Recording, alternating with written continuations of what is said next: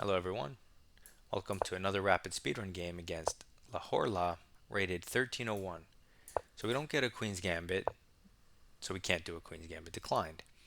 Instead, he does this, is this a Torre attack or something? In any case, he's attacking our knight. I'm going to play in a very simple way. E6, just support the center, just open it up so if he takes the knight, we can take with the queen, not a pawn. Now he strikes out at the center to apply more pressure to the knight, but uh, this is perfectly fine. I have no problem going into this. I'm going to take his strong central pawn to break up his central duo. Now my knight's hit twice, but again, not a real problem. We just have a replacement knight. Luckily, we have two on the board. We only need one for the knight function, so just support it. We also have a bishop that we can always throw to e7. Now he's continuing his aggression with d5 instead of developing his king side. But if nothing concrete comes out of this, it's kind of a waste of time. So what's he threatening? Well, maybe to take the pawn and mess up our structure, which we probably don't want. Um, so let's take his pawn, and he no longer has two central pawns. He no longer has one central pawn, which means he no longer has any type of central space advantage that the pawns would give him otherwise. So he takes the knight with check, which actually lets us redefend our pawn, which he could have taken with the queen. Okay, but now he's taking, saying, hey, if you take so you don't ruin your structure, I'll take here. Of course, that would only equalize material for him, not win. And then we have this check, and I mean not a check. We take the pawn with a threat on the rook. He could give a check potentially, but that would help us develop. So I like this line. I think it's good for us. And we're a lot closer to castling than him. So with our queens running around like this, we should have the better of it because we're two moves away from castling. One of those moves comes with check, so we're really one move away from castling. So he tries to threaten checkmate in one, get the rook to safety. But as mentioned, this check, which he cannot importantly play c3, I mean he can, but it's bad. We just take it with check again.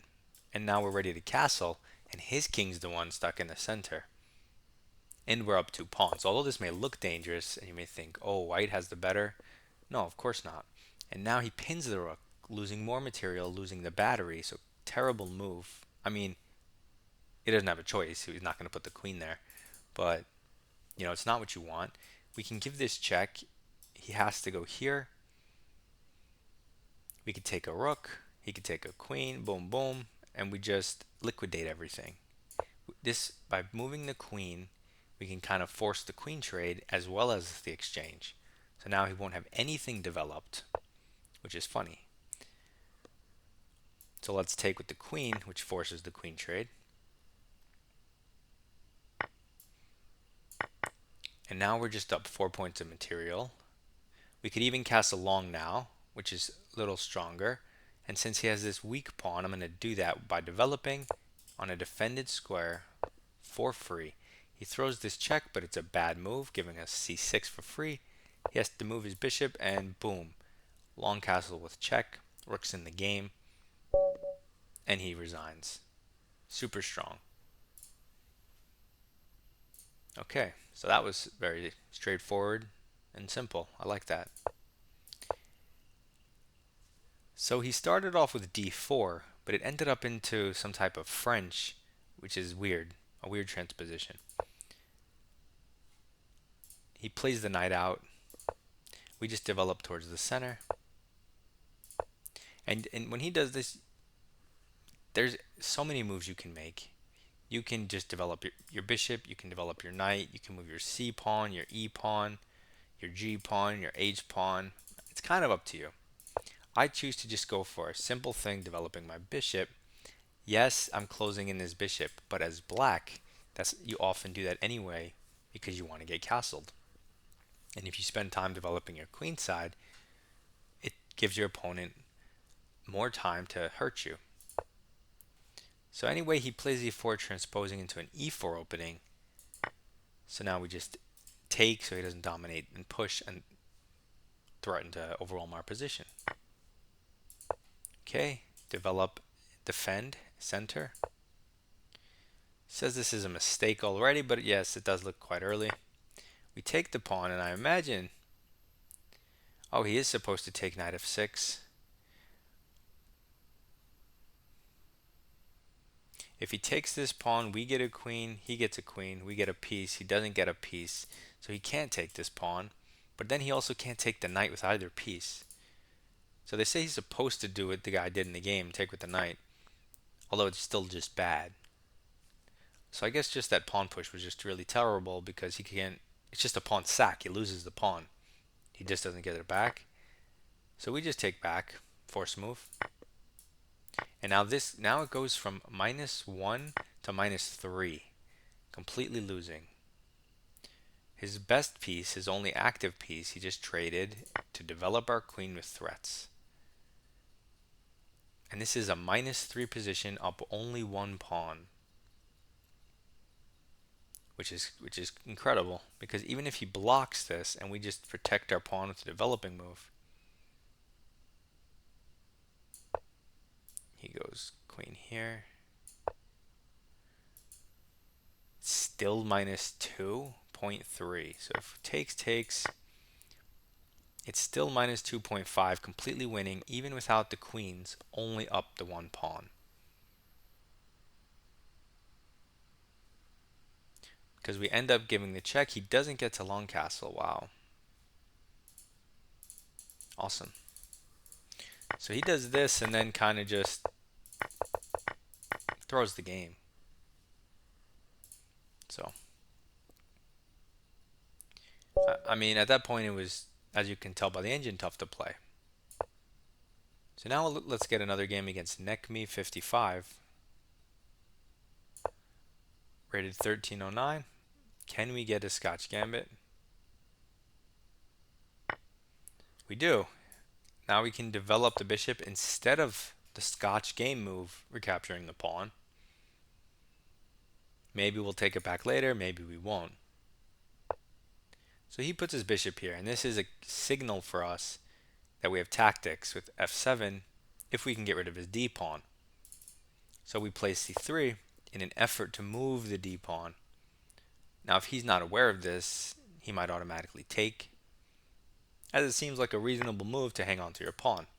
But in this position we have the thematic bishop takes f7 check, which lures the king out, and because we now have the open d file thanks to the c3 move, we can go queen d5 check, picking up the bishop we just hung, also the pawn on f7. Granted, he still has a bunch of pawns and stuff for it, and his position is still fine, but he can't castle. Practically speaking, it should give him some trouble. Also the shock value, the psychological value, that all helps white. Because, you know, you give this check, he goes back, you pick up a bishop. Right now he's still up a pawn, right? So it's not like you won a bishop or something with this tactic. If he takes, however, you do get this Danish Gambit bishop, which is quite strong. So, not sure about that move. I don't think it's best developing our piece for us, because now, even though he's up a pawn, our position looks a lot better. He can't castle, we have to remember. And we're immediately threatening this. So he defends it.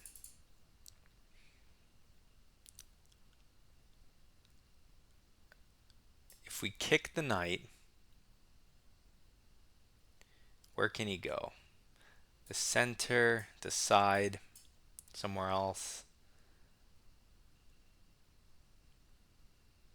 Then if we push the pawn, we're re-threatening the g7, but I'd rather be castled. I really want to just castle.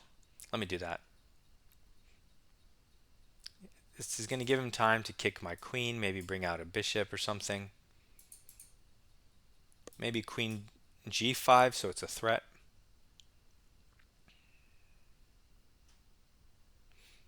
Queen e7. Or maybe I stay on the light diagonal since I don't have a light square bishop to complement my dark square bishop. Okay, so he does attack it. So here, here,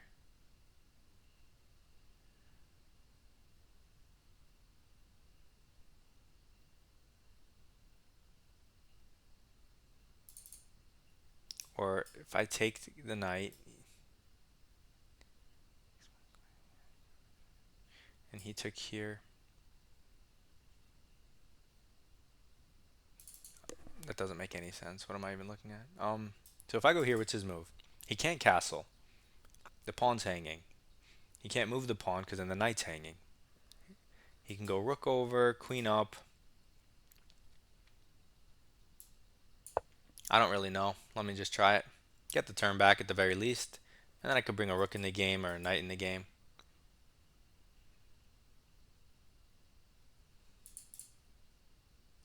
We want him to stay very active. Remember, he's still up a pawn. So you don't want to go to a king and pawn endgame where you lose.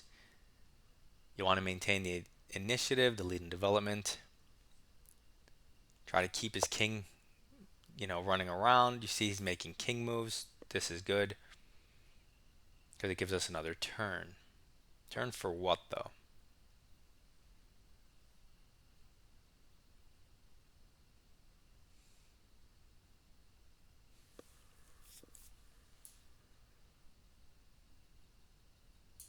Okay, I'm going to cover the bishop for one turn. Should be fine.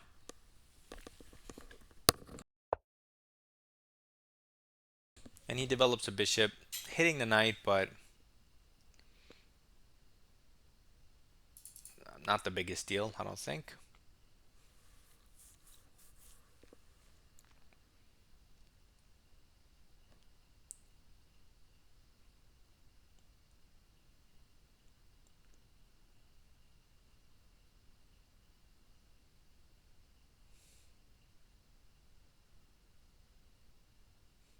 I don't mind the double pawns. That's what I'm looking at. Takes, takes. Now my e-pawn is fully supported. I don't have to worry about knight and rook pressure. I slide my king over, and because his king's weird, the extra g file should prove very nice for us.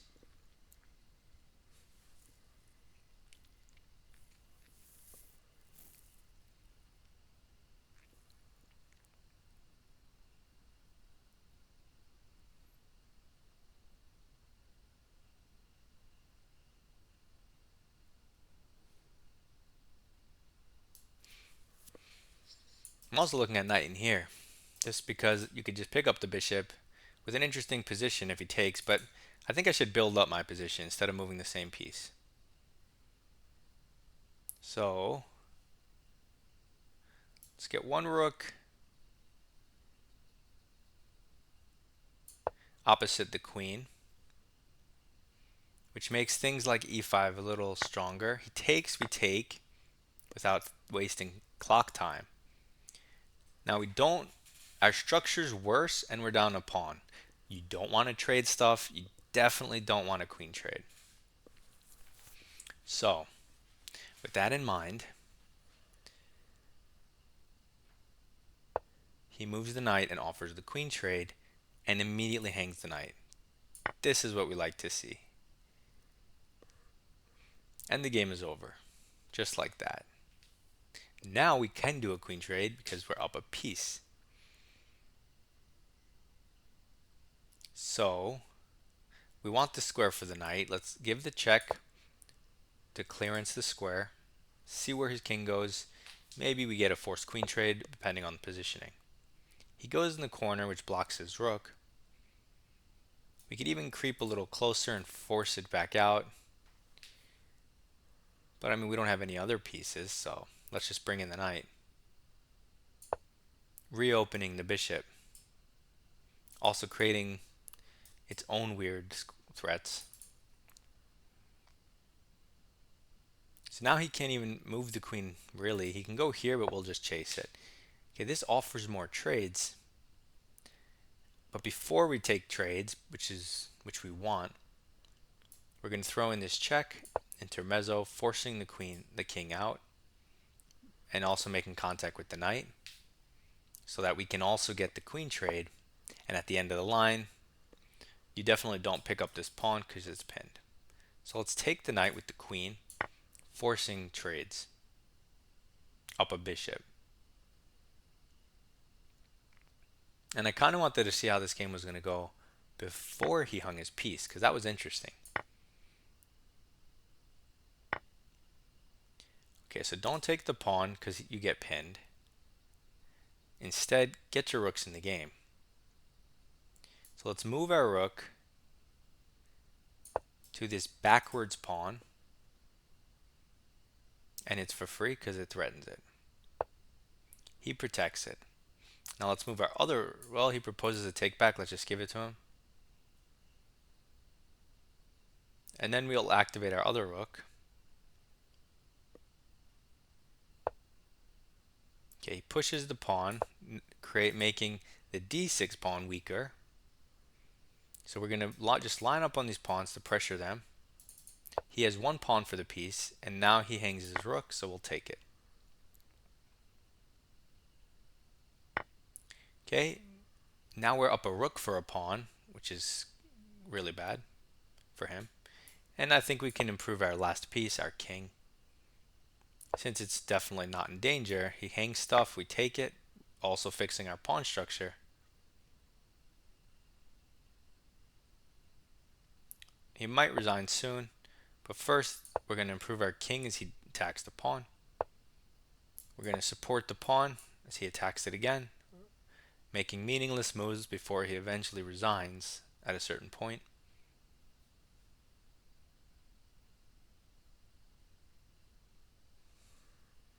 And the game became super easy once you win the piece. That's why as soon as you have your win condition, you should just, grab the money and run while you can. That's why we try to make the game, the conversion, as easy as possible after that. We don't just keep playing the game normally. We completely alter the mindset and the logic of our moves to make an easier conversion and less counterplay for the opponent. So now his king can't approach, and we take free stuff driving it back. This presents us with an opportunity to double as well as go to the h-file for some type of ladder fun, which we might do. But for now he attacks a pawn. We have 3 connected passers, so not going to end well for him. And you know what? I changed my mind. Actually, no, we can do this, see where his king goes, because he might go here and checkmate. So I figured he might move forward, walking directly into mate. So we did that one. Let's go over the game. We finally get a Scotch Gambit, and it was pretty interesting. So we sack a pawn here, already on move 4. He develops. We play c3. There's many ways to play this, and it's not automatically winning or something for white. He takes the pawn, and now we proceed with our tactic. Ruining castling right, picking up our piece, and you shouldn't really take this pawn because it helps us develop. I mean, you could even push it because that way it doesn't develop our bishop. If we want it back, we have to spend turns hunting it down. It's kind of annoying. In any case, he takes, helping us develop.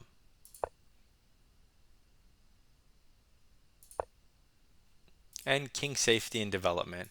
So you're not winning, but it says it's +1, 0.2. But let's say it says you're up a pawn, but he's up a pawn. But the engine's giving you the evaluation up a pawn. So that means you have 2 pawns worth of play in the position. You see it? You get what I'm saying?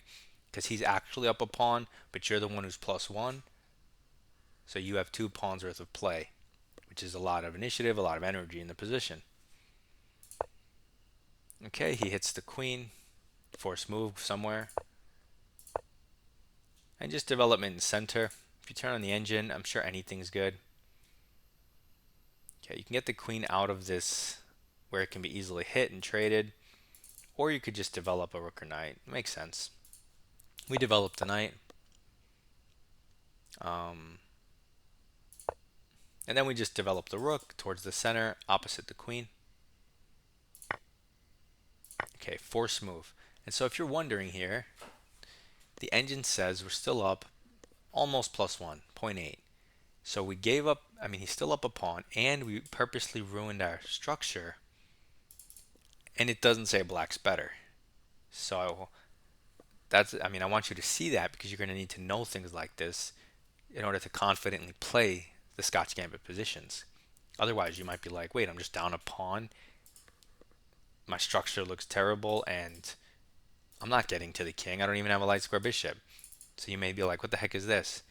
So that's why now that you don't have to just hear me, you can see the engine saying it's plus 0.8. Maybe it gives you more confidence that these positions are actually good for white. Anyway, he just hangs a piece. So from plus 1 to plus 6. If he did a normal move like this, which threatens to win the queen on the spot, you see even the engine, the engine says actually the only move to keep such a high advantage is king h1, abandoning the pawn, a second pawn, letting him hit your queen um, for free. So boom, boom. Very interesting.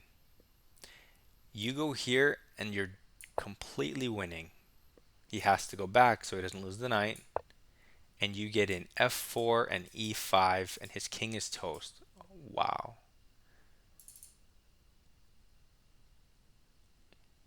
Even something like knight d5. If c6, you can take the knight, bring the queen out, and then go f4, e5. If he takes with the pawn, you can even take the knight first, forcing pawn takes, f4 just to open the king. He goes for the queen trade. You swing across with the check. He's going to hide.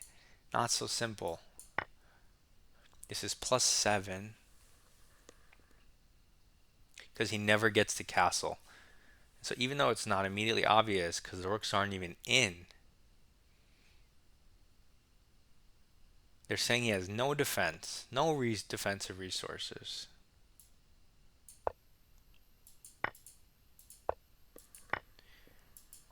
This is crazy. Mate in 6. Wow. Okay.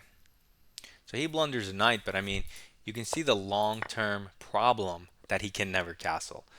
Even with just the heavies, the computer traded off all the minors, just the rooks and queen, the fact is he doesn't have the coordination of the rooks and his king is exposed. I mean, normally you'd say, humanly speaking, it would be too hard to play, but they're saying, engine speaking, black can't even survive. So now you can see it's strong.